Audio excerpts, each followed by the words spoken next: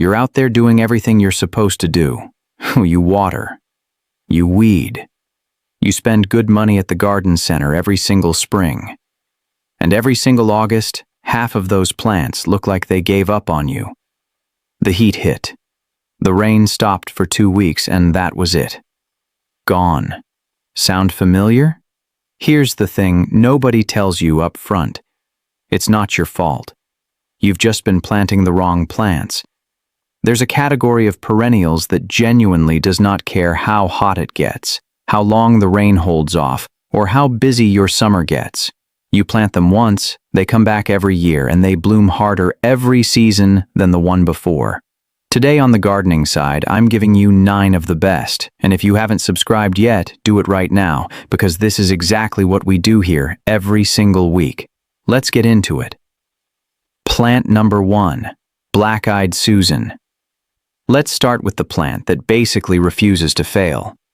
Black-Eyed Susans produce those bold, golden yellow flowers with the striking dark brown center that you've seen growing wild along roadsides, in meadows, in front yards all across the country. There's a reason they show up everywhere. They are drought-tolerant by nature, native to North America, and built to survive in real-world conditions without any help from you. Once established, they need almost no water at all.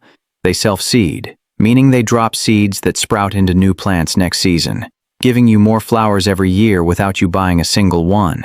They attract butterflies and bees constantly throughout their long bloom window, which runs from midsummer all the way into fall.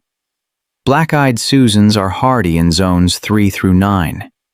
Plant them in full sun, leave them alone, and they will reward you for years.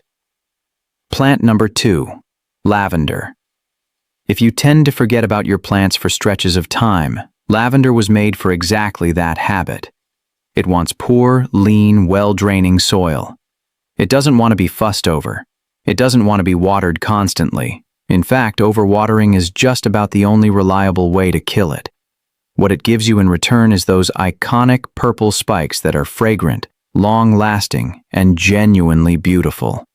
It's a natural insect repellent, so planting it near a seeding area actually reduces mosquitoes. The dried flowers are useful for sachets, cooking, and teas. In mild climates, it stays evergreen through winter, giving your garden structure year-round. The less you interfere with lavender, the better it does.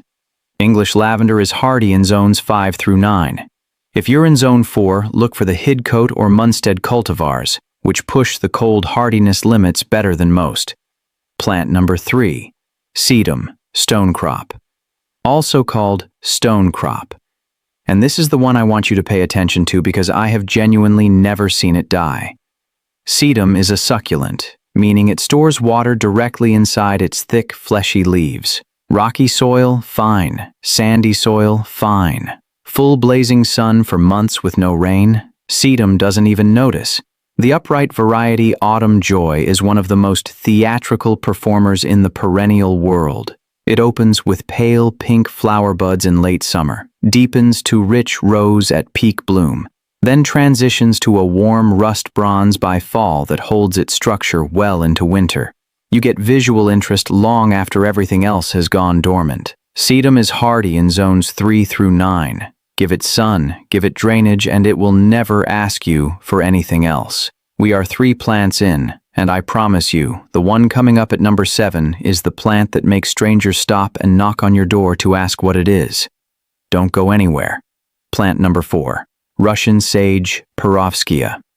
This plant looks like someone painted a watercolor landscape in your garden and then forgot to leave a bill. Tall, airy, silver-white stems covered in tiny lavender-blue flowers that seem to float and shimmer in the air from midsummer all the way through fall.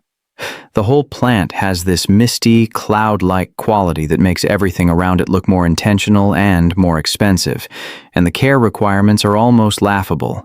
Full sun. Poor to average soil, excellent drainage. That's it. It performs better in lean soil than in rich soil. It's extremely drought-tolerant once established, deer-resistant, heat-tolerant, and wind-tolerant. Heavy fertilizing makes it floppy, so the best thing you can do is leave it alone. Russian sage is hardy in zones 4 through 9. Cut.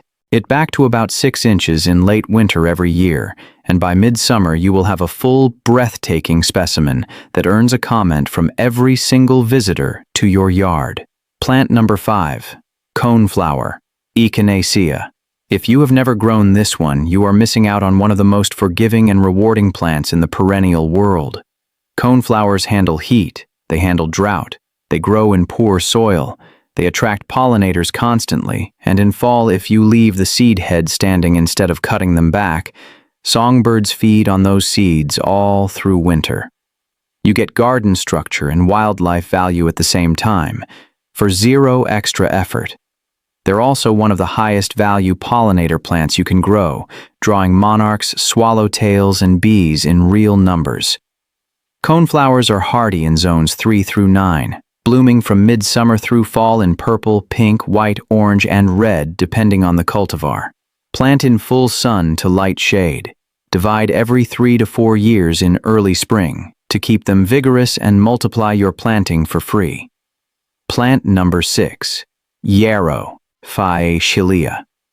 Yarrow started as a wildflower, and that tells you everything about what this plant is built to endure. Drought, heat, poor soil, zero fertilizer. It not only survives those conditions, it performs better in them.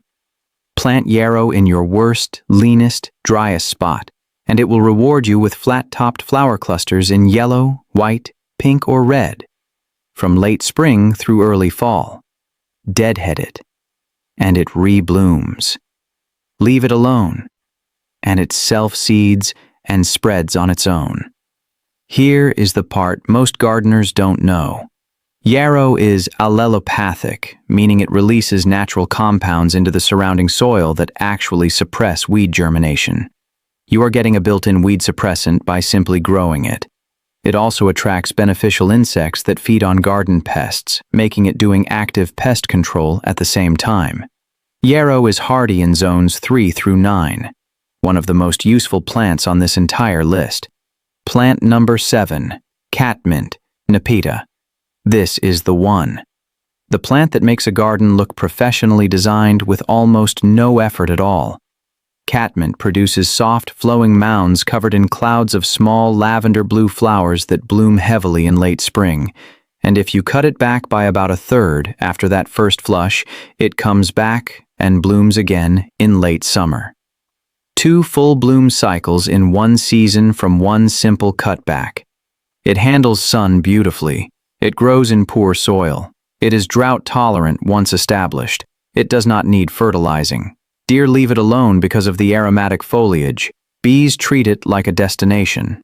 As an edging plant along paths and borders, it softens hard lines in a way that looks expensive and effortless at the same time. Catmint Walker's Low is hardy in zones 3 through 8. It is one of the most reliable, lowest maintenance bloomers on this list. Plant number 8, Coreopsis.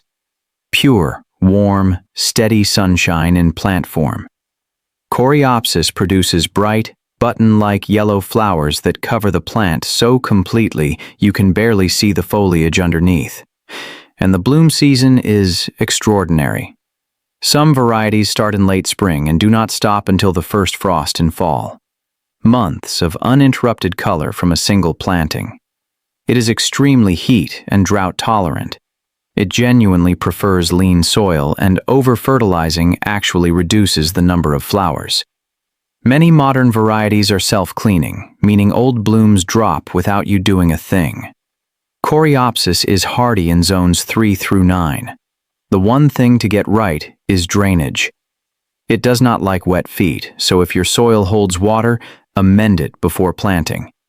Get that right, and this plant will thrive in the same spot for 15 years. Plant number 9, daylilies. The last one on this list earns its spot by being the most adaptable perennial in existence. Over 80,000 registered cultivars, every color you can imagine. Hot orange, deep burgundy, soft peach, lemon yellow, rich red, and endless variations in between. Daylilies bloom in waves from early summer through fall, especially when you mix early, mid, and late season varieties. They grow in full sun or part shade. They tolerate clay, sand, slopes, and poor soil. They form dense clumps that crowd out weeds naturally. They spread and multiply, so every few years you divide them and get more plants completely free, drought-tolerant once established, and deer-resistant. One note: daylilies are toxic to cats, so keep that in mind if you have outdoor cats. For everyone else, daylilies are hardy in zones 3 through 10. The easiest, most colorful, most reliable perennial you can put in the ground. That's your 9. Black-eyed Susan, lavender, sedum, Russian sage, coneflower, yarrow, catmint, coreopsis, and daylilies. Every one of them drought-tolerant, every one of them coming back stronger every single year. Here's how I want you to approach this. Don't try to plant all 9 at once. Pick 3 that match your conditions and start there. Watch what happens when plants stop dying on you. Because once you see how little these actually need from you and how much beauty they send back in return, the way you think about your garden changes completely. That is what we are building here on the gardening side. Gardens that work with you, not against you. If this helped you today, hit subscribe right now. New content drops every day, and every video is built to make your garden better with less effort. Drop a comment below and tell me which of these 9 you are starting with. I read every single one. See you in the next one.